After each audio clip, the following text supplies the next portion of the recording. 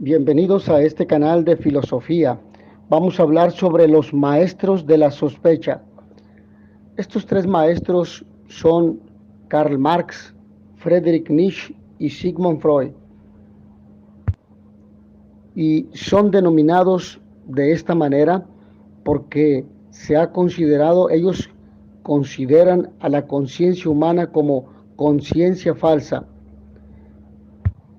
de tal forma que la escuela de la sospecha está representada por estos tres maestros que aparentemente se excluyen entre sí, debido a que en cada caso se trata de un ejercicio diferente de la crítica.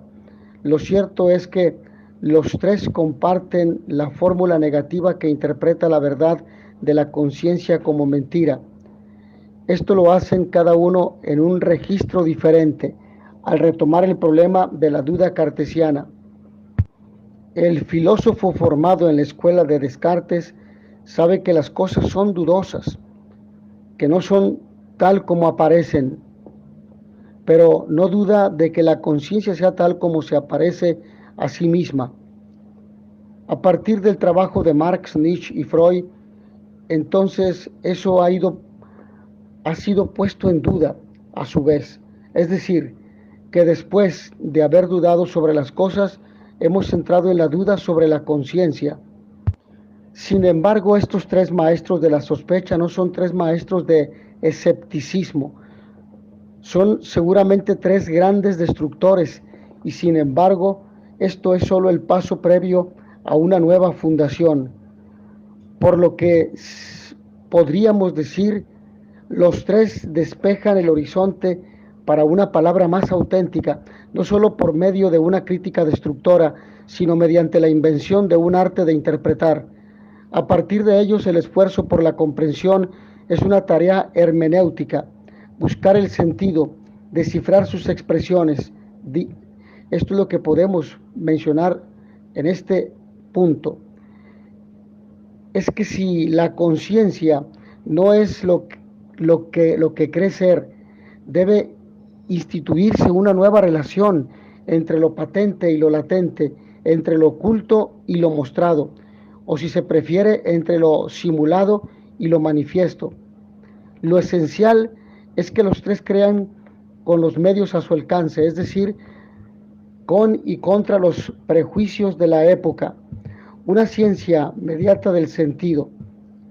Freud entra en el problema de la conciencia falsa estudiando el sueño y los síntomas neuróticos. Su hipótesis de trabajo es una economía de las pulsiones. Marx ataca el problema de las ideologías en torno a la cuestión de la enajenación económica y por su parte Nietzsche se habría situado en torno al problema de la transvaloración de los valores en conexión con la fuerza y la debilidad de la voluntad de poder. Sin embargo, quizá no sea esto lo más importante que tienen en común, sino que los tres, finalmente, lejos de ser detractores de la conciencia, apuntan a su extensión. Lo que pretendería Marx, en definitiva, es liberar la praxis a través de una toma de conciencia de las mistificaciones de la conciencia falsa. Nietzsche habría propuesto el aumento de la potencia del hombre, la restauración de su fuerza por la meditación de las implicancias, reitero, las implicancias del superhombre.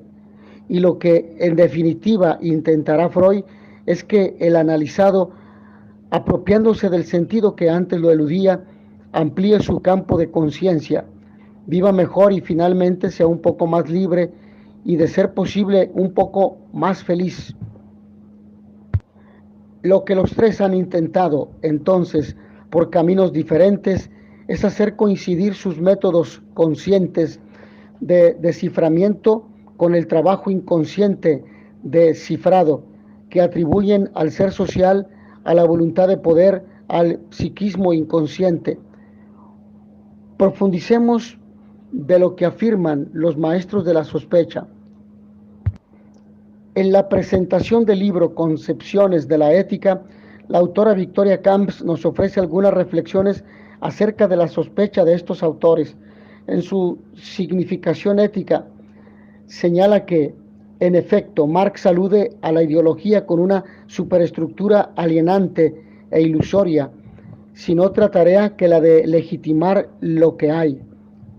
Son las ideas de la clase dominante las que hablan en nombre de la razón, el universal, la idea de hombre, las ideas morales o filosóficas en general, no contribuyen a superar ese mundo, más bien lo consagran y lo justifican al no darse cuenta de su procedencia.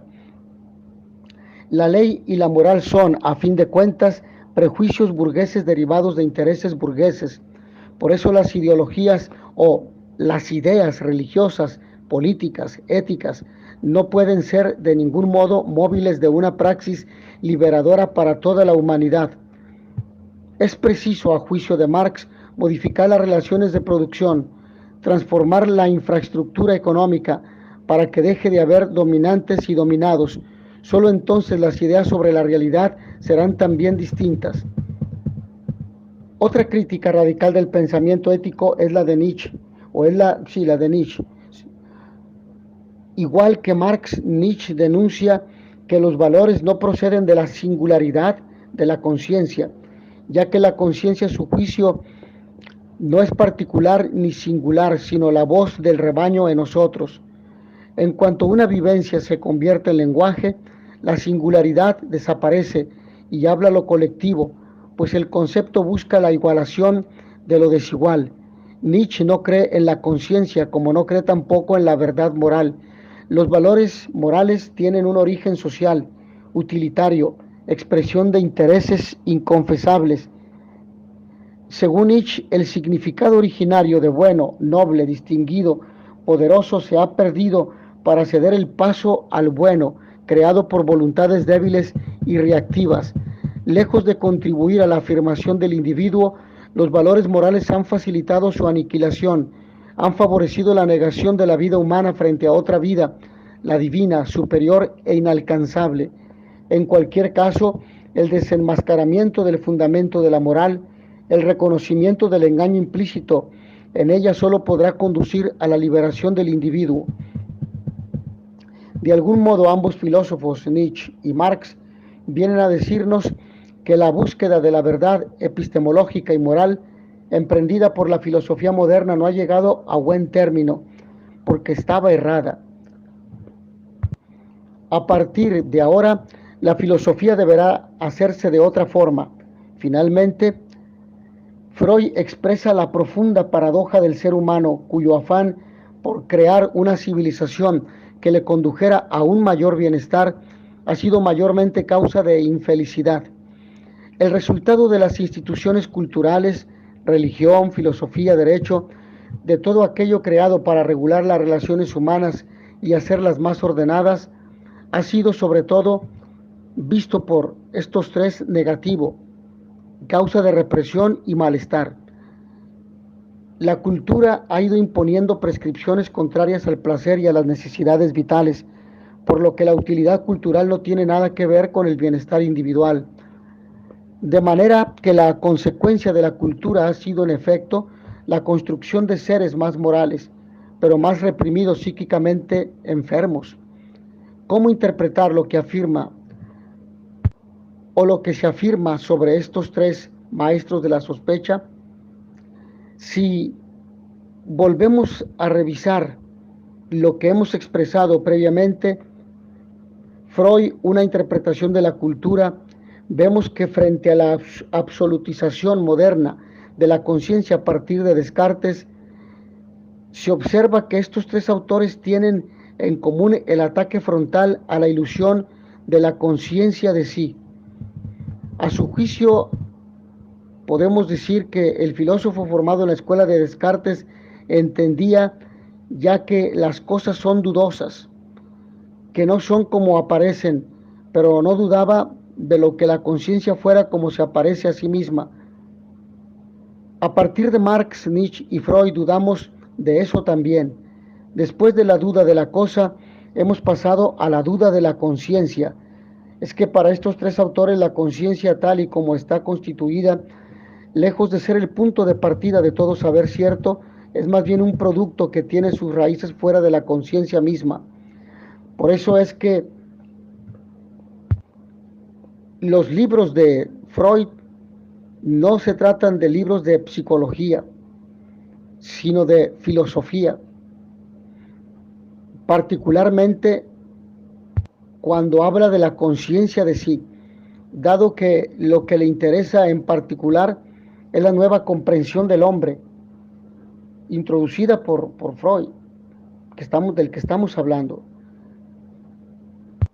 Por lo que el propósito más amplio de Freud no, no fue solo renovar la psiquiatría, sino reinterpretar la totalidad de los productos psíquicos que pertenecen al dominio de la cultura, desde el sueño a la religión, pasando por el arte y la moral. Por esta razón el psicoanálisis pertenece a la cultura moderna, reinterpretando la cultura como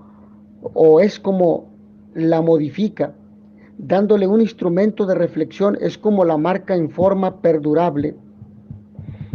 Es que en definitiva, para Freud es una ventana o una vana pretensión, es una ventana hacia un escape, pero también es una vana pretensión. Él lo llama narcisismo.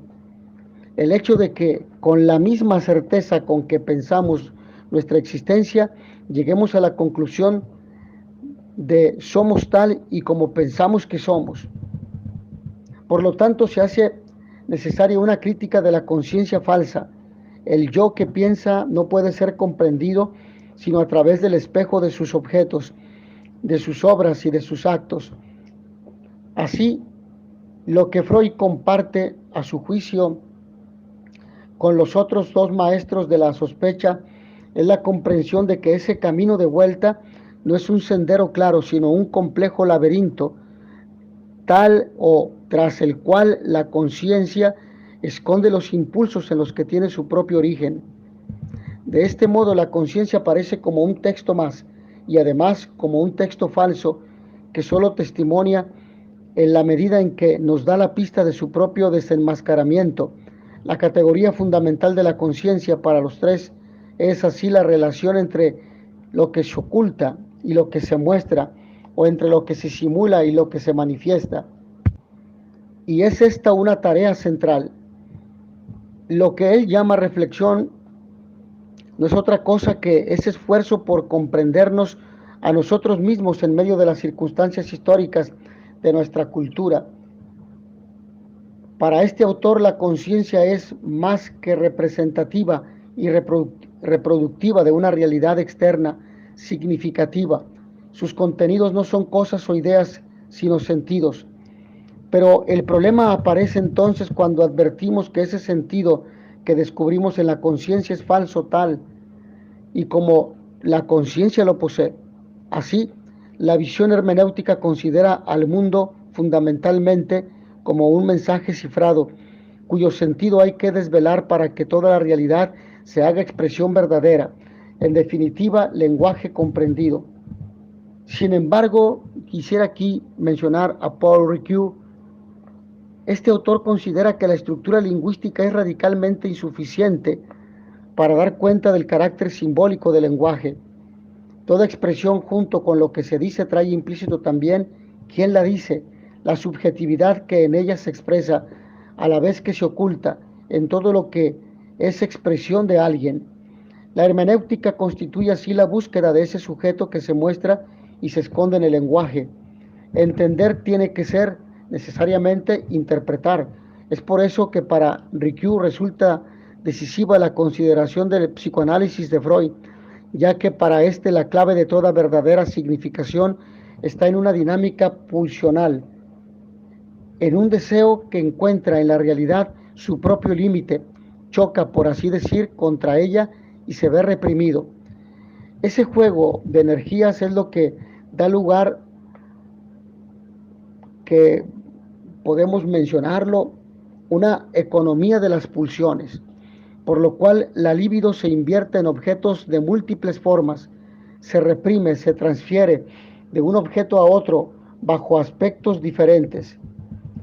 Se da aquí lo que Ricoeur llama una semántica del deseo, que requiere ser descifrada, dado que tales arcaicos deseos tienen que ser reprimidos a fin de que el hombre pueda convivir socialmente.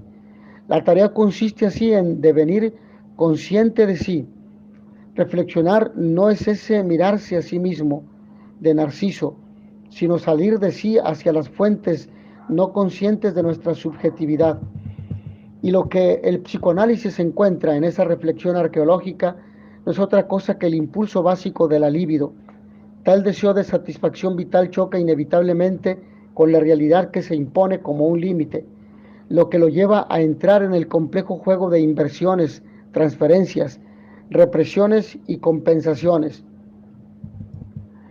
Entonces, ese deseo de satisfacción no es otra cosa que lo que él, rastreando por toda la gran tradición filosófica, denomina deseo de existir. Y todos estos autores se sitúan en el punto de articulación entre deseo y cultura. Es en su articulación cultural donde el deseo deja de ser visto como un hecho bruto y se afronta como significativo. Se expresa en la cultura, en las intenciones conscientes, en el arte, en la religión, en el trabajo y en la política, y se expresa como lenguaje. En definitiva, el afán humano por existir, al expresarse, se convierte en protagonista de la historia. Por lo tanto, esta tarea hermenéutica es frente al camino corto del cogito, el camino largo de la reflexión, en el que la existencia vuelve sobre sí para aproximarse.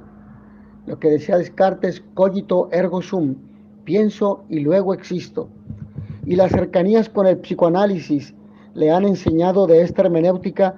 Lo que surge de allí es un cogito herido, más humilde, que no logra nunca comprenderse por completo, por lo que continúa siendo siempre inevitablemente mera interpretación. Foucault, Nietzsche, Freud, Marx. Michel Foucault afirma que en el siglo XIX las figuras de Marx, Nietzsche y Freud nos han vuelto a ofrecer una nueva posibilidad de interpretación, refundando la posibilidad de una hermenéutica. Foucault afirma o advierte que el primer capítulo de El Capital de Marx, textos de Nietzsche como El origen de la tragedia y la genealogía de la moral, y el libro de La interpretación de los sueños de Freud nos ponen en presencia de técnicas interpretativas. Foucault sostiene que esto nos coloca en una posición incómoda, dado que estas técnicas llevan a que nosotros, los intérpretes, quedemos sometidos también a interpretación. Recuerda entonces Foucault que el propio Freud habló de tres grandes heridas narcisistas en la cultura occidental. La herida causada por Copérnico, al afirmar que no éramos el centro del sistema solar; la que provocó Darwin cuando descubrió que el hombre descendía del mono, o cuando él presenta esa hipótesis que nunca se comprobó; y la herida causada por Freud cuando él mismo descubrió que la conciencia descansaba sobre la inconsciencia. Es un aspecto que también presenta Freud. Se pregunta entonces Foucault si no se podría decir que Freud, Nietzsche y Marx, al envolvernos en una tarea de interpretación que se refleja siempre sobre sí misma, no han constituido alrededor nuestro y para nosotros esos espejos de donde nos son reenviadas las imágenes cuyas heridas inextinguibles forman nuestro narcisismo de hoy en día, por lo que se llega a la conclusión que podría no ser exactamente la misma de Ricoeur, de que la interpretación en definitiva no concluye nunca. La interpretación ha llegado a ser al fin una tarea infinita, lo que nos dice Foucault, y agrega su propio punto de vista al sostener que si la interpretación no puede acabarse nunca es simplemente porque no hay nada que interpretar, no hay nada absolutamente primario que interpretar, porque en el fondo todo es ya interpretación. Cada signo es en sí mismo no la cosa que se ofrece a la interpretación, sino interpretación de otros signos. Foucault dice que esto se ve en Marx en la medida en que no interpreta la historia de las relaciones de producción, sino una relación que se da ya como una interpretación, dado que ella se presenta como algo dado, como una cuestión de naturaleza. En el caso de Freud, lo que se interpreta como síntomas no son ciertos traumas, clarifica Foucault, sino fantasmas con su propia carga de angustia, es decir, un núcleo que es ya una interpretación. Freud interpreta lo que sus pacientes le ofrecen en su lenguaje como síntomas. Su interpretación es la interpretación de una interpretación, dice Foucault. Finalmente, para Nietzsche no hay un significado original de las palabras, afirma Foucault. Las palabras mismas no son otra cosa que interpretaciones. Antes de ser signos son interpretaciones esenciales, dice Foucault. Imponen ya una interpretación. Dicho de otro modo, Marx no se limita a interpretar la sociedad burguesa, sino la interpretación burguesa de la sociedad. Freud no interpreta el sueño del paciente, sino el relato que el paciente hace de su sueño. Y Nietzsche no interpreta la moral de Occidente, sino el discurso que Occidente ha hecho de la moral. Más aún, es con estas técnicas que debemos interpretar a Freud, Nietzsche y Marx, de modo que somos perpetuamente reenviados, dice, como en un juego de espejos. Agradezco a todos ustedes su amable atención.